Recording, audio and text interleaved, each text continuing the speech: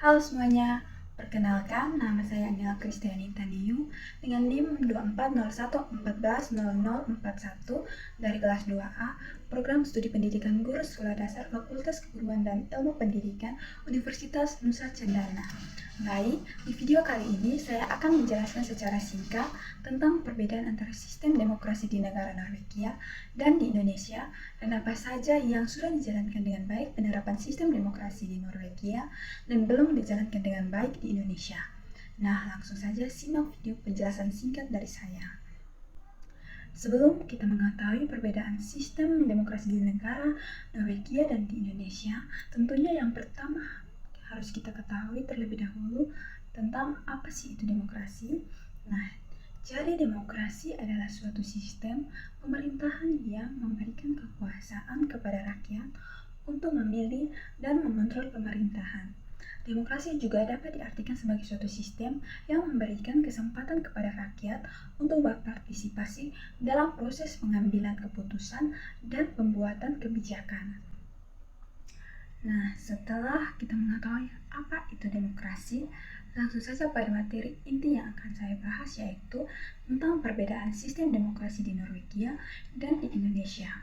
Jadi, perbedaan sistem demokrasi di Norwegia dan Indonesia ada beberapa poin, dan itu sudah termasuk dengan sistem demokrasi apa saja yang sudah dijalankan dengan baik oleh negara Norwegia dan belum dijalankan dengan baik oleh negara Indonesia. Langsung saja pada perbedaan sistem demokrasi yang pertama, yaitu sistem politik. Pada negara Norwegia, di mana Norwegia adalah negara monarki konstitusional dengan sistem pemerintahan parlementer. Meskipun ada seorang raja, peran politik raja bersifat simbolik, di mana kekuasaan negara terletak pada parlemen atau Storting dan pemerintahan yang dipilih oleh rakyat. Nah, raja hanya menjalankan tugas seremonial tanpa kekuasaan legislatif atau eksekutif. Nah, pemerintah parlementer. Sistem parlementer berarti bahwa eksekutif atau pemerintah berasal dari legislatif atau parlemen dan Perdana Menteri adalah kepala pemerintahan yang dipilih oleh mayoritas di parlemen. Hal ini memungkinkan pemerintah yang lebih fleksibel dan dapat dipertanggungjawabkan langsung oleh rakyat melalui wakil-wakil yang mereka pilih. Fokus pada kesejahteraan. Nah, struktur politik di Norwegia difokuskan untuk mencapai kesejahteraan sosial dan ekonomi seluruh rakyat. Nah, sistem ini mengedepankan prinsip-prinsip demokrasi yang sosial yang mengutamakan pemerataan kesejahteraan. Kemudian pada negara Indonesia. Nah, sistem politik di Indonesia. Indonesia adalah negara republik dengan sistem pemerintahan presidensial. Presiden yang terpilih langsung oleh rakyat memegang kekuasaan eksekutif, sementara legislatif dipilih melalui pemilihan umum yang terpisah. Pemerintah Indonesia memiliki sistem presidensial yang menempatkan presiden sebagai kepala negara dan kepala pemerintahan yang kadang menyebabkan ketegangan antara eksekutif dan legislatif. Nah, tantangan struktur. Meskipun Indonesia mengedepankan prinsip demokrasi dengan pemilihan langsung, ketegangan politik antara pemerintah pusat dan daerah serta antara cabang-cabang pemerintahan masih sering terjadi. Nah, proses pembuatan kebijakan seringkali dipengaruhi oleh politik lokal dan kepentingan partai yang belum sepenuhnya mencerminkan kepentingan rakyat secara merata. Adapun desentralisasi dan otonomi daerah. Indonesia menerapkan desentralisasi untuk memberikan kewenangan lebih kepada pemerintah daerah. Meskipun ini bertujuan untuk mendekatkan pelayanan kepada masyarakat, seringkali muncul ketimpangan antara daerah yang kaya dan daerah miskin dalam hal kualitas layanan publik. Nah, selanjutnya perbedaan yang kedua yaitu pemilihan umum dan proses politik. Nah, pada negara Norwegia, pemilihan umum dilaksanakan secara bebas dan adil, di mana sistem representasi proporsional yang memungkinkan representasi yang adil bagi semua partai politik. Pemilihan diadakan secara reguler, bebas dan adil dengan tingkat partisipasi yang sangat tinggi, mencapai sekitar 80-90% pada pemilu. Nah, sistem pemilu yang inklusif. Sistem ini juga memperhatikan keberagaman kelompok dalam masyarakat dengan memberikan kesempatan yang setara bagi semua kelompok untuk terwakili di parlemen. Nah, pemilihan legislatif dilakukan setiap 4 tahun sekali. Yang kemudian pemilih elektronik dan transparansi. Nah, sistem pemilu yang diterapkan sangat transparan dan menggunakan teknologi yang memungkinkan penghitungan suara dilakukan dengan cepat dan tanpa kecurangan. Kemudian pada negara Indonesia, nah pemilihan umum yang kompleks dan terkadang tidak efisien. Pemilu di Indonesia melibatkan pemilihan presiden, legislatif, dan kepala daerah secara serentak yang membuat proses pemilu menjadi lebih kompleks. Meskipun Indonesia memiliki dasar hukum yang kuat untuk melaksanakan pemilu, masalah seperti distribusi logistik, intimidasi terhadap pemilih, serta sistem pemilu yang kurang optimal, terutama untuk pemilihan legislatif yang terkadang tidak mempresentasikan suara rakyat secara proporsional, masih menjadi kendala. Adapun masalah politik uang. Nah, meskipun pemilu Indonesia menggunakan sistem perwakilan proporsional, praktik politik uang, kampanye yang tidak etis, dan politik identitas seringkali merusak integritas pemilu. Hal ini menciptakan ketidakadilan dalam pemilihan wakil rakyat yang seringkali tidak mencerminkan kehendak masyarakat secara nyata. Nah, tantangan logistik dan transparansi. Nah, masalah distribusi suara dan kecurangan pemilu juga menjadi persoalan besar. Dengan perhitungan suara yang terkadang membutuhkan waktu yang lama dan sering kali memunculkan kontroversi. Kemudian perbedaan yang ketiga yaitu transparansi pemerintah dan akuntabilitas. Nah, pada negara Norwegia, transparansi pemerintah yang tinggi. Nah, pemerintah Norwegia dikenal sangat transparan dalam pengelolaan dana publik, kebijakan sosial, dan penggunaan sumber daya negara.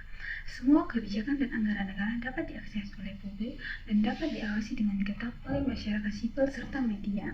Akuntabilitas dan integritas. Nah, sistem hukum di Norwegia sangat menjunjung tinggi akuntabilitas. Pemerintah diminta untuk mempertanggungjawabkan keputusan dan anggaran mereka secara terbuka. Jika ada penyalahgunaan kekuasaan, institusi independen dapat menyelidiki dan memberikan sanksi yang sesuai terhadap pelanggaran tersebut. Nah, pada negara Indonesia ada korupsi dan kurangnya akuntabilitas. Nah, meskipun Indonesia memiliki lembaga anti korupsi seperti Komisi Pemberantasan Korupsi atau KPK, praktik korupsi di sektor publik masih menjadi masalah besar. Nah, adapun proses pengambilan keputusan dan pengelolaan anggaran seringkali terhalang oleh korupsi yang merusak transparansi dan kepercayaan publik terhadap pemerintah. Nah, peran media dan pengawasan. Meskipun media di Indonesia memiliki kebebasan relatif, masih ada tantangan besar dalam hal pengawasan independen terhadap pemerintahan. Nah, beberapa daerah atau institusi pemerintah masih menghadapi pengaruh politik yang kuat sehingga mengurangi efektivitas pengawasan terhadap kebijakan publik. Next, perbedaan yang keempat yaitu kebebasan pers dan hak asasi manusia. Pada negara Norwegia, kebebasan pers di negara ini adalah satu negara dengan tingkat kebebasan pers tertinggi di dunia. Nah, media dapat beroperasi tanpa intervensi atau ancaman dari pemerintah. Nah, jurnalis bebas untuk mengkritik pemerintah dan melaporkan masalah tanpa rasa takut. Adapun hak asasi manusia. Nah, pemerintah Norwegia secara konsisten melindungi hak asasi manusia baik untuk warga negara maupun kelompok-kelompok rentan.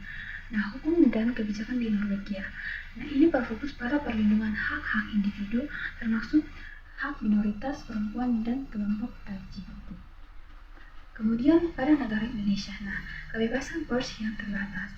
Meskipun Indonesia memiliki banyak media yang bebas, kebebasan pers terkadang dibatasi oleh perundang-undangan yang ketat, seperti UU ITE yang digunakan untuk membungkam kritik terhadap pemerintah atau pihak tertentu.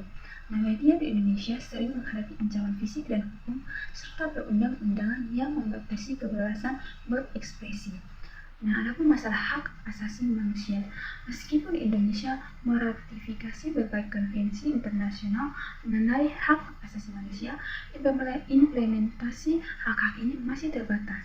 Nah, kasus pelanggaran hak asasi manusia di beberapa daerah masih belum mendapatkan penyelesaian yang memadai. Kelompok minoritas seperti etnis tertentu dan kelompok LGBT terkadang masih menghadapi diskriminasi.